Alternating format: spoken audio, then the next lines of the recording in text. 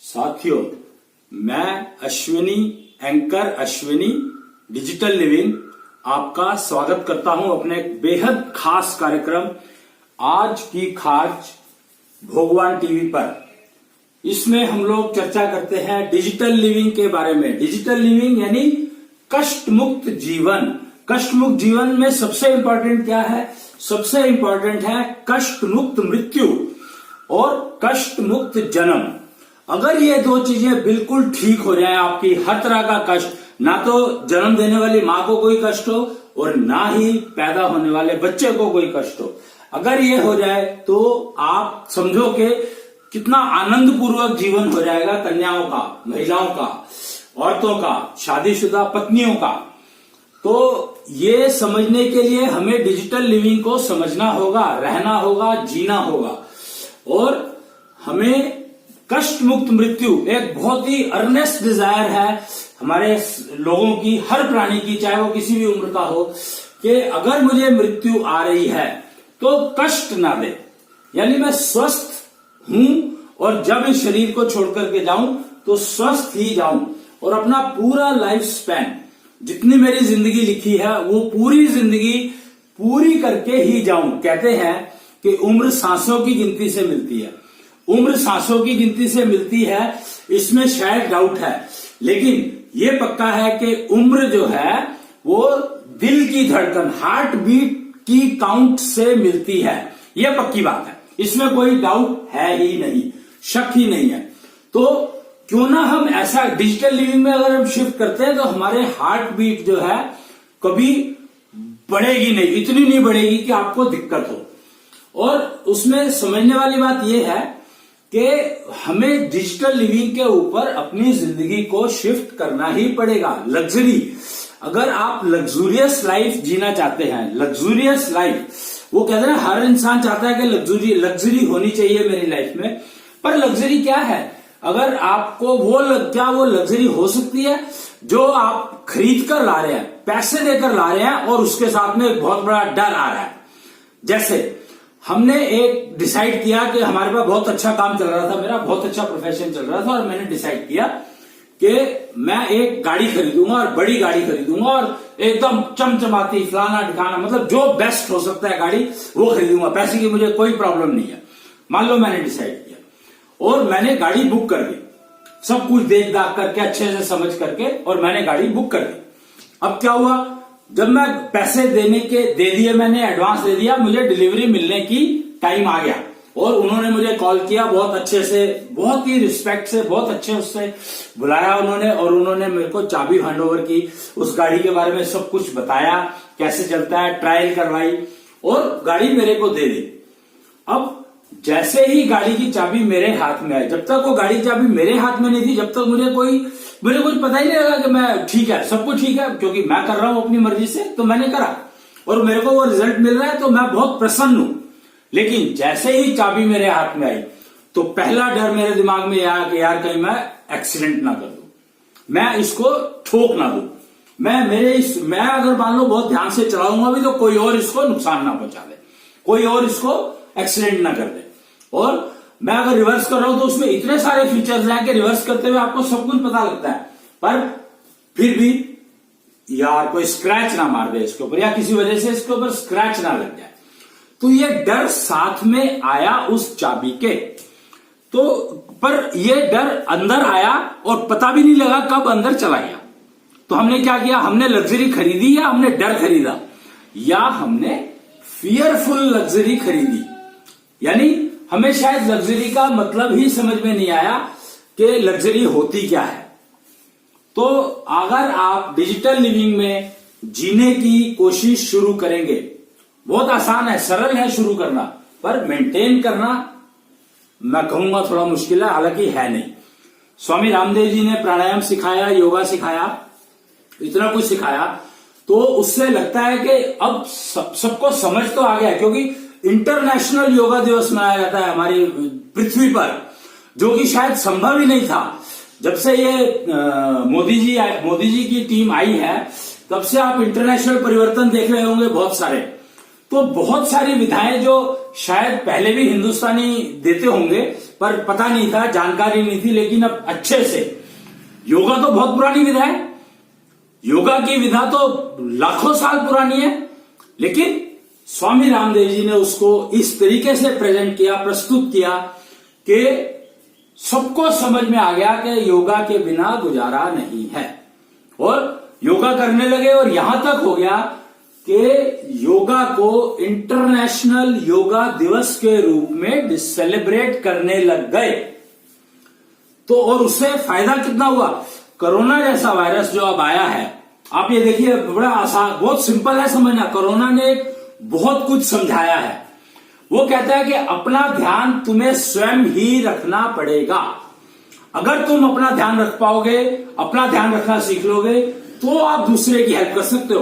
अगर आप पहले दूसरे की हेल्प करने लग जाओगे और अपने की नहीं करोगे, तो अपनी नहीं करोगे, दूसरे की करोगे, तो आप तो गए। आप अगर एयरक्राफ्ट इंडस्ट्री को देखें, हम जब भी हवाई जहाज में बैठते हैं तो एक ना पहले एयर होस्टेस आती हैं, 2 या 3 डिपेंडिंग ऑन कितना बड़ा एयरक्राफ्ट है, और उसमें वो आपको कुछ इंस्ट्रक्शंस देती है। वो इंस्ट्रक्शंस क्या है, कभी आपने उनको गौर से सुना? मेरे ख्याल से जितने भी लोगों ने ट्रैवल किया है आज तक, किया तो बहुतों नहीं है, किया ही है ट्रैवल तो, और देखते ही है, सुनते ही है हवाई जहाज का ट्रैवल, और सब करना भी चाहते हैं। वो उसकी इंस्ट्रक्शंस तो हर मूवी में दिखाई जाती है। पिक्चर्स देखो, अगर एयरक्राफ्ट से रिलेटेड पिक्चर है तो उसमें बताया जाता है। एयर होस्टेस क्या बताती है? इन दी इवेंट ऑफ, इवेंचुअलिटी की बात कर रहे हैं, कि अगर मान लो एक्सीडेंट हो जाए और फोर्स लैंडिंग करनी पड़े, तो आपको क्या क्या ध्यान रखना है। उसमें जो सबसे मुख्य इंपॉर्टेंट बात समझने वाली है, हालांकि मेरे को लगता नहीं है कि सब लोग इस बात को बहुत, इन चीजों को बहुत ध्यान से सुनते हैं। बार बार एक ही बात बताई जाती है, तो वो कहते हैं एक बार बताया था वही है, बार बार तो वो रिपीट करेंगे तो नो वन बॉदर्स। बट मैं यहां पर एक बात बहुत इंपॉर्टेंट कहना चाहूंगा, जो कि एयरक्राफ्ट इंडस्ट्री हमें कब से सिखा रही है, जो अब कोरोना ने उसको कंफर्मेशन किया कि एयरक्राफ्ट इंडस्ट्री की तो तुम नहीं सुनते हो, पर चलो कोरोना ने आकर के बता दिया कि भैया अपना ध्यान तुम्हें खुद ही रखना पड़ेगा। इम्यूनिटी लेवल आपको मेंटेन करना है। कोरोनिल जैसी दवाइयां आई हैं, पर वो आपकी इम्यूनिटी को 5, 7, 10% बढ़ाती हैं। नॉर्मल भोजन आप करते हो, मान लो आप शाकाहारियों की इम्यूनिटी लेवल ज्यादा होता है कंपेयर टू मांसाहारी। ये बात तो फैक्ट है, मतलब मानना मुश्किल है पर फैक्ट है। और पर प्रॉब्लम ये हो गई है कि due to use of pesticides, जो एग्रीकल्चर है हमारा, उसमें एक वो चीज जुड़ गई है जो कि होनी नहीं चाहिए थी। कारण कुछ भी रहा हो, ज्यादा पैदावार लेने का चक्कर हो, या कुछ नुकसान होने का चक्कर हो, किसी कीटनाशकों, कीट पतंगों से, चिड़िया से, वगैरह वगैरह, जो भी है, मतलब फसल का नुकसान ना हो, उससे बचने के लिए कीटनाशक उपयोग किए जाते हैं। पर वो कीटनाशक अल्टीमेटली आपके पेट में जाते हैं। तो एक इसमें छोटी सी एक कहानी सुनाना चाहूंगा मैं यहां पर, कि क्या हुआ कि एक सज्जन, बहुत ही बढ़िया इंसान और संत प्रवृत्ति के वो थे, और नौजवान करीब 27, 30, 35 साल के होंगे। मैं आज से 15 साल पुरानी बात बता रहा हूं, उस समय की बात कर रहा हूं। हमारे एक समय नवीन समय चक्र आया था, उसका उद्घाटन हुआ था हिसार में, लाडवा श्री गौशाला है हिसार। वहां पर सारी साइंटिफिक कम्युनिटी आई हुई थी, क्योंकि समय चक्र एक ऐसा सिस्टम बना था, नया सिस्टम बना था, जो तकरीबन हर समस्या का इलाज देता था, चाहे वो पर्सनल हो, चाहे वो परिवार से रिलेटेड हो, चाहे वो समाज से रिलेटेड हो, चाहे वो राष्ट्र से रिलेटेड हो, और चाहे वो वातावरण से रिलेटेड हो, चाहे वो पॉल्यूशन से रिलेटेड हो, मतलब ग्लोबल वार्मिंग, हर चीज से कनेक्टेड का सॉल्यूशन था उस नवीन समय चक्र में। 2006 की बात कर रहा हूं मैं। 2006 एक ऐसा साल था, 30 मार्च 2006 और 15 जुलाई 2006, ये 2 तिथियां बहुत इंपॉर्टेंट है हमारे पृथ्वी के लिए। समझने की बात है कि इस दिन एक बहुत बड़ा चेंज हुआ था यूनिवर्स में, मतलब यूनिवर्स की बात कर रहा हूं जब तो मैं पृथ्वी की बात करता हूं, कंफ्यूज मत हो जाना। मैं जब बात कर रहा हूं, क्योंकि मैं पृथ्वी पर रहता हूं, मुझे नहीं पता बाकी क्या है क्या नहीं है, लेकिन पृथ्वी में अच्छे से जानता हूं। तो पृथ्वी को मैं जानता हूं, तो पृथ्वी जो है मेरे लिए यूनिवर्स है, और उस यूनिवर्स के अंदर बहुत सारे राष्ट्र हैं, और उस राष्ट्र में से एक राष्ट्र में मैं रहता हूं। राष्ट्र को संभालने के लिए उसमें फिर छोटे छोटे वो बना दिए जाते हैं, सिटी कह लो, स्टेट्स कह लो, जो भी कहना चाहो आप कह लो, नाम कुछ भी दे सकते हो। मैं डिस्ट्रिक्ट की बात करूंगा, क्योंकि एक डिस्ट्रिक्ट में जितनी पॉपुलेशन होती है, जितना एरिया होता है, उसको संभालने के लिए जो एक एडमिनिस्ट्रेशन अलग से चाहिए ही चाहिए। और वो एडमिनिस्ट्रेशन कैसी होनी चाहिए उसकी व्यवस्था बताई राम राज्य ने। राम जी को अगर आप समझें, आजकल राम राज्य की स्थापना हुई थी पिछले, अभी जब मंदिर का नींव डली थी, तो राम राज्य व्यवस्था की स्थापना हुई थी। राम राज्य मंदिर उसका प्रतीक बना कि राम राज्य अब पृथ्वी पर समझाने के लिए कि राज्य कैसे मेंटेन करने चाहिए, एडमिनिस्ट्रेशन कैसा होना चाहिए, मैनेजमेंट कैसा होना चाहिए, ये समझाने के लिए एक दिन था जिस दिन नींव रखी गई थी, वो फाउंडेशन स्टोन रखा गया था राम मंदिर का। आप वो दिन समझ ले, वो डेट मुझे याद नहीं है। तो राम राज्य की व्यवस्था अगर आप इंप्लीमेंट कर ले अपने डिस्ट्रिक्ट में, मैं डिस्ट्रिक्ट की बात कर रहा हूं, तो गारंटी है कि आपके डिस्ट्रिक्ट में कोरोना जैसी कोई बीमारी आ नहीं सकती। सारे सिटीजन्स को उस डिस्ट्रिक्ट के डिजिटल लिविंग पर शिफ्ट करना पड़ेगा, पक्की बात है। और सीनियर सिटीजन्स को खासकर, सीनियर सिटीजन्स एक रेफरेंस होते हैं जूनियर जनरेशन के लिए कि उनको जिंदगी कैसे चलनी है। मान लो सीनियर सिटीजन से कोई गलती हो गई। एक ना शमशान घाट में एक लेक्चर था, एक बार जिंदगी में एक बार ऐसा हुआ है, 60 साल की उम्र में पार कर चुका हूं, पहली बार ऐसा हुआ है कि हुआ था। और ये बात है 2008-9 की होगी, पता नहीं, कालका जी शमशान घाट, और वहां पर गंगा का पानी कनेक्ट हुआ था। तो वो आपको इंटरनेट के ऊपर वो जानकारी मिल जाएगी कौन सी डेट थी, वो तिथि कौन सी थी। तो उस दिन गंगा के पानी का कनेक्शन होना था, तो उद्घाटन था, और सारी दिल्ली के, खास साउथ दिल्ली के हर संस्था के जो संस्कार इससे विधि से करते हैं, अग्नि विधि से करते हैं, हवन विधि से करते हैं, तो उनके सारे प्रतिनिधि आए हुए थे हर संस्था के, और बैठे थे, करीब 2000 लोगों की प्रेजेंस थी। और वहां पर यह कहा गया कि मैं तुम्हें मरने नहीं दूंगा जब तक आप अपना एक्सपीरियंस ट्रांसफर नहीं कर दोगे जूनियर जनरेशन को। वहां पर सारे सीनियर जनरेशन थे, प्रतिनिधि थे सारी संस्थाओं के, तो सीनियर जनरेशन अपने आप ही हो गए, और बहुत सारी ओल्ड एज होम के, ओल्ड एज संस्थाओं के वो थे प्रतिनिधि।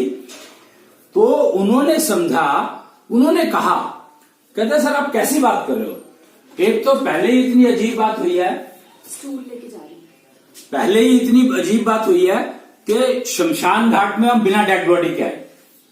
शमशान घाट में बिना डेड बॉडी के आए क्यों? क्योंकि ये तो उद्घाटन का समय था, तो हम उद्घाटन के लिए आए हम तो। दूसरी बात, आप कह रहे हो कि शमशान घाट में बैठे हैं और उम्र हमारी ये हो गई है कि मरने किसी भी दिन यहां पर आकर के हमारा संस्कार कर दिया जाएगा, और आप कह रहे हो मरने नहीं दूंगा।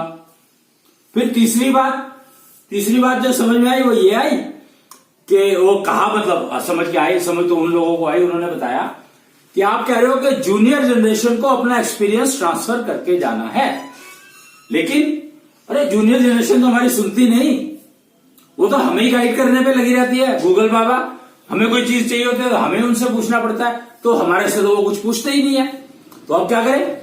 तो वो तो हमारे पास आएगी नहीं, तो हम उनको एक्सपीरियंस कैसे ट्रांसफर करेंगे? तो मैंने कहा कि चलो मैं प्लेज लेता हूं, मैं कहता हूं कि मैं जूनियर जनरेशन को आपके पास भेज दूंगा, गारंटी।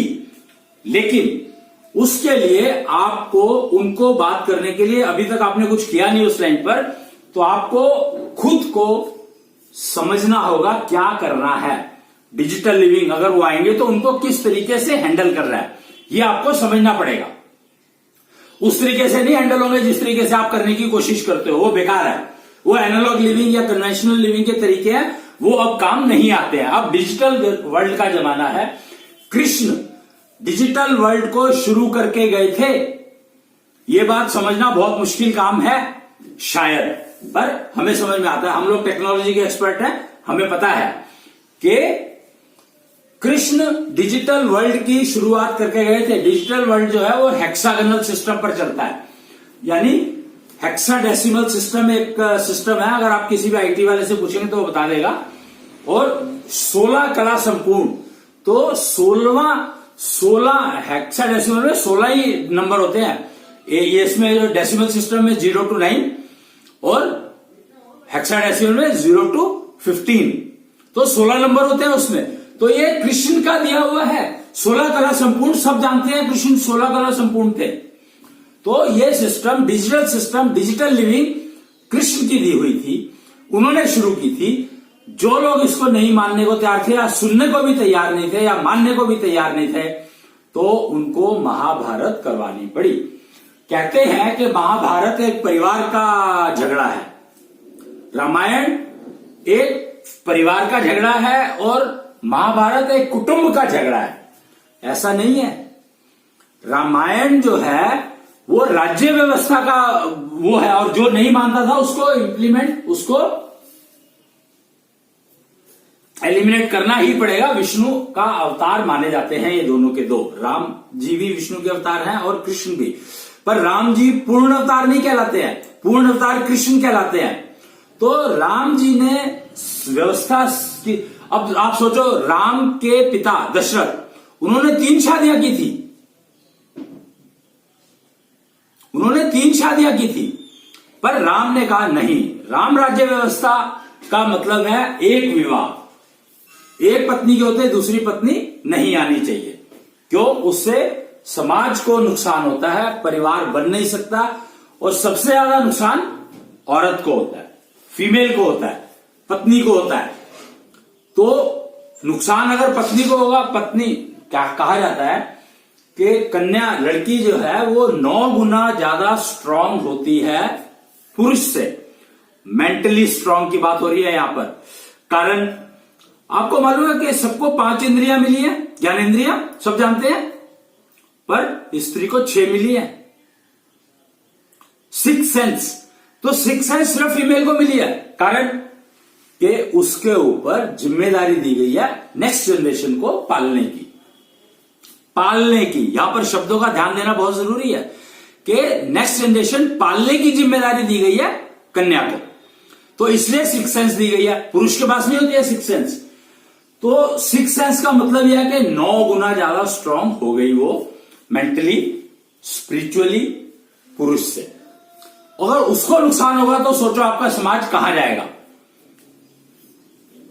सोचो आपका समाज कहां जाएगा।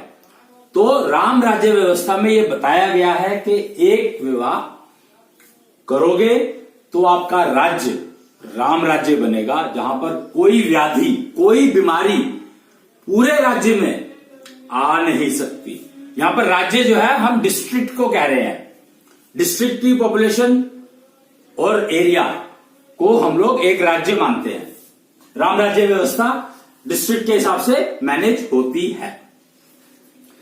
और कृष्ण ने कृष्ण राज्य व्यवस्था दी कि राज्य टू राज्य कैसे बात करेंगे, क्या मेंटेन करेंगे, क्या ध्यान रखेंगे, वो कृष्ण राज्य ने व्यवस्था में दिया गया, कृष्ण ने दिया महाभारत में।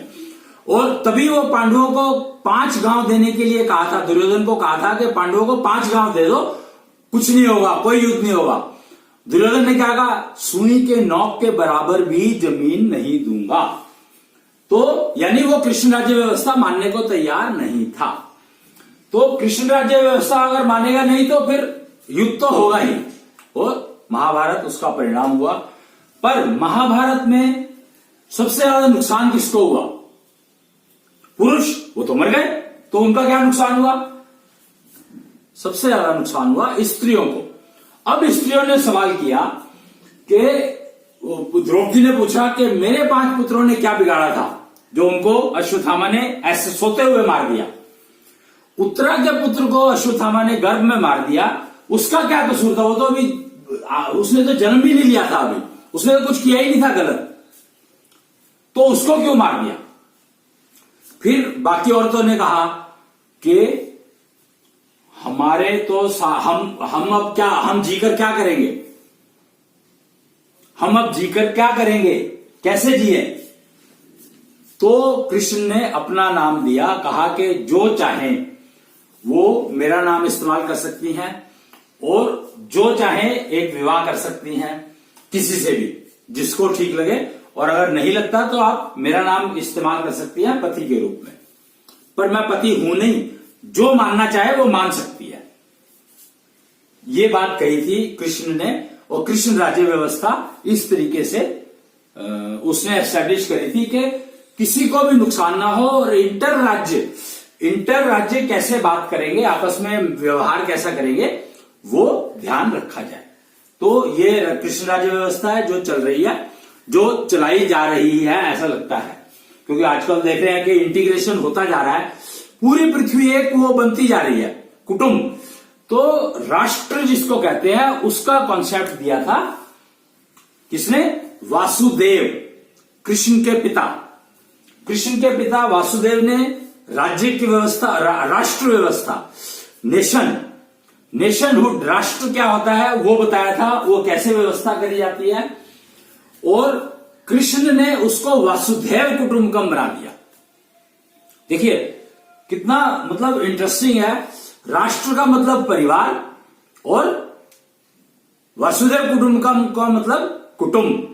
हर कोई हर चीज से जुड़ा हुआ है। कहते हैं ना पोल्यूशन है, अरे पोल्यूशन जहां पर भी है तो वो सारों को इफेक्ट कर रहा है ना, एक ही आदमी को थोड़ी इफेक्ट करता है, या एक ही इंसान को थोड़ी इफेक्ट करता है, सबको करता है।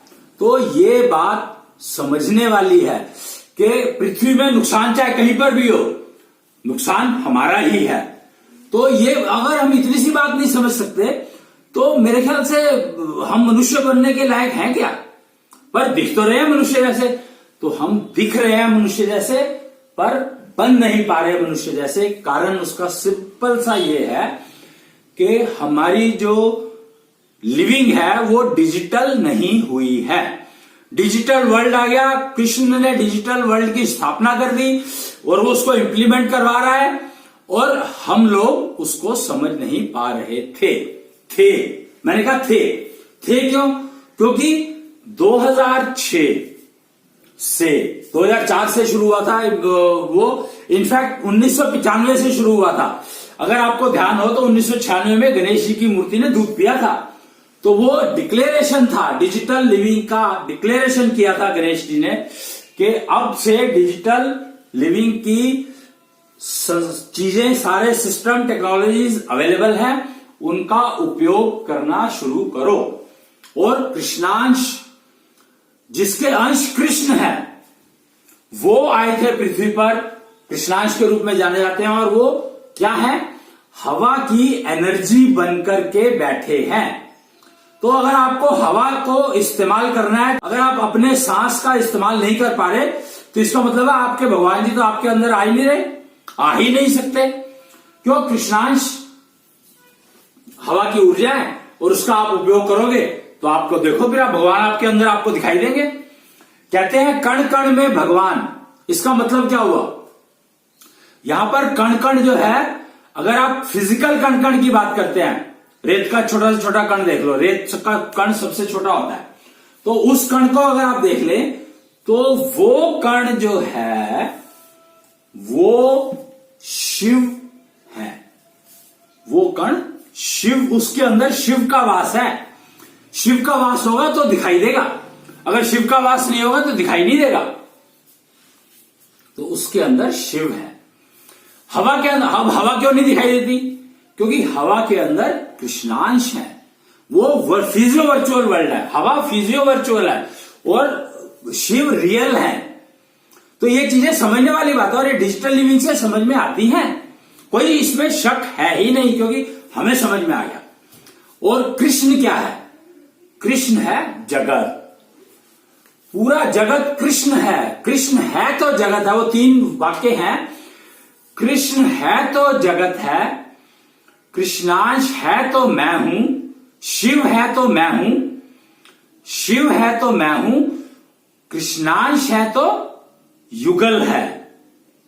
देखिए बहुत समझने वाली बात है। कृष्ण है तो जगत है, शिव है तो मैं हूं, और कृष्णांश है तो युगल है, और युगल के बिना आगे सृष्टि बढ़ती नहीं है। ये बात सबको पता है। ब्रह्मा जी ने युगल की ही स्थापना की थी। युगल बने उसके लिए एक ऑटोमेटिक सिस्टम बनाया था और पुरुष और स्त्री की रचना की थी। और ये बात तो सबको पता ही है कि ब्रह्मा जी ने सृष्टि का सृजन किया था। तो वो इस प्रकार से है। तो डिजिटल लिविंग पर शिफ्ट करने के लिए अब हम लोगों ने, मैंने एक प्रोग्राम शुरू किया, भगवान टीवी चैनल वालों से बात करी कि भाई ऐसे ऐसे कार्यक्रम शुरू करना चाहते हैं। तो उन्होंने कहा ठीक है, और वो एग्री हो गए और उन्होंने इस कार्यक्रम को डिक्लेयर कर दिया कि एक आज की खाज के नाम से हम लोग एक कार्यक्रम किया करेंगे जो डिजिटल लिविंग के बारे में बताएगा। आपके कोई भी सवाल हो, कोई भी प्रश्न हो, तो आप भगवान टीवी पर जाकर के उसको लिख सकते हैं, डाल सकते हैं। FB लाइव, फेसबुक पर इसका फेसबुक लाइव भी होगा जब भी पॉसिबल होगा। अगर नहीं पॉसिबल होगा तो नहीं होगा, तो रिकॉर्डेड चलाया जाएगा, लेकिन आप देख सकते हैं वहां पर, और वहां पर अपने प्रश्न डाल सकते हैं। भगवान टीवी पर आप अपने प्रश्न डाल सकते हैं। आज की खाज कार्यक्रम में एंकर अश्विनी जी, मेरे को अश्विनी जी कहते हैं, पता नहीं क्यों कहते हैं, शायद उम्र मेरी 60 से ऊपर हो गई है तो इसलिए कहते हैं। तो ठीक है, मुझे कोई ऑब्जेक्शन नहीं है, कोई समस्या नहीं है। वैसे मैं इलेक्ट्रॉनिक्स इंजीनियर पढ़ा हुआ हूं और इंडियन इंस्टीट्यूट ऑफ साइंस, जो बेस्ट इंस्टीट्यूट माना जाता है इस देश का, कम से कम पर वर्ल्ड में उससे अच्छा इंस्टीट्यूट नहीं है। That institution is best institution in the world I am talking. और Indian Institute of Science Bangalore में है, और वहां पर मैंने डिग्री ली थी इलेक्ट्रॉनिक्स की, और टेक्नोलॉजी के किंग के लेवल तक पहुंचा मैं। Department of science and technology का एक कार्यक्रम था, वहां पर मुझे जब इंट्रोड्यूस किया गया, हैदराबाद में ये प्रोग्राम था, 1000 इंडस्ट्रियलिस्ट बैठे थे, तकरीबन सारे के सारे अपर SME लेवल के थे, 50 करोड़ 100 करोड़ की टर्नओवर वाले लोग थे, सारे बैठे थे, 1000 लोग इंडस्ट्रियलिस्ट बैठे थे। वहां पर मुझे इंट्रोड्यूस किया गया था as a technology king who has solution to all problems. तो हमने रेलवे के लिए एक सिस्टम बनाया था, तो उसके लिए मुझे एक उसकी डेमोन्स्ट्रेशन देने के लिए इनवाइट किया गया था वहां पर, department of science and technology के डिपार्टमेंट से, और मैं वहां पर गया था, अपनी टीम के साथ गया था ऑफ कोर्स। तो वहां पर 3 दिन की एग्जीबिशन भी थी और वो दिखाया गया था वहां पर। तो उन्होंने मुझे लेक्चर के टाइम पर इंट्रोड्यूस ऐसे किया था, और मेरे पास तकरीबन इतने सारे लोग आकर के खड़े हो गए कि जी मैं रिजेक्शन कंट्रोल का एक्सपर्ट हूं, तो हमारी इंडस्ट्री विजिट कर लो और आपको हम लोग जो भी आपके चार्जेस है वो दे दिए। हम लोग NGO के लिए काम करते हैं, ETPO, embedded tech system promotion organisation, जिसका काम है टेक्नोलॉजी प्रमोट करना रिजेक्शन के लिए। तो हम आपकी संस्था को दे देंगे और आप हमारे यहां पर आकर के हमारी रिजेक्शन को कंट्रोल करने के लिए सजेशंस दें। तो आप ये समझिए कि फिर मेरे को इंटरेस्ट आया कि जिंदगी की रिएक्शन अगर कम कर सकूं तो वो ज्यादा बेटर है बजाय इंडस्ट्री के। इंडस्ट्री रिएक्शन तो मैंने बहुत कम करी ही है, बहुत सारे लोगों को किया ही है गाइड, और मैं चाहता हूं कि आगे आने वाले जनरेशन है वो मेरे से सीख ले, समझ ले और उसका उपयोग करे, तो वो ज्यादा बेटर है बजाय इसके कि मैं ही करता रहूं, मैं पैसे कमा के क्या करूंगा, 2 रोटी खानी है और अब तो उम्र भी हो रही है। तो इसलिए मुझे लगा कि लोगों को सिखाऊं। पर हाँ, यहां पर एक बात याद रखिएगा कि फ्री मैं नहीं सिखाता। कहते हैं एनर्जी एक्सचेंज होना चाहिए, तो फ्री मैं नहीं सिखाता। मैं जिंदगी की फाउंडेशन डालता हूं, और फाउंडेशन जो है सबसे महंगी चीज है। टेक्निकल कम्युनिटी की फाउंडेशन मोस्ट कॉस्टलीस्ट अफेयर।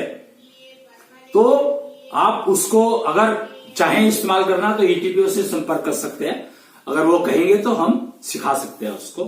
पर ये पब्लिक के बेनिफिट के लिए ही यूज करना है आपको, तभी सिखाएंगे। ये कमिटमेंट आपको देनी पड़ेगी।